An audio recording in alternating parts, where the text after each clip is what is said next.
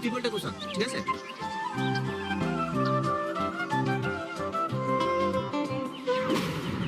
Tony, Tony, কি হলো? গাড়িতে একটা মেয়ে। তুমি ও বুঝতে পেরেছি। তার মানে একটু আমার যে বাড়িতে সামাল আমি দেখলাম না, তুমি কি সেই বাড়ি মেয়ে? হ্যাঁ। নামো শিগগিরই। কি হলো, দাঁত দেখলি যে? নামো।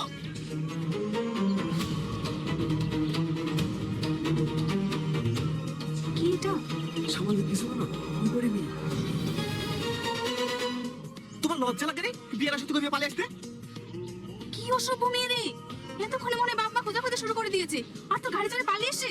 এইসব মেয়েদের জন্য না বাবা মার মান সম্মান ডুবে যায়। টনি, বাপের মেয়ে বাপের কাছে ফিরে দিয়ে আয়।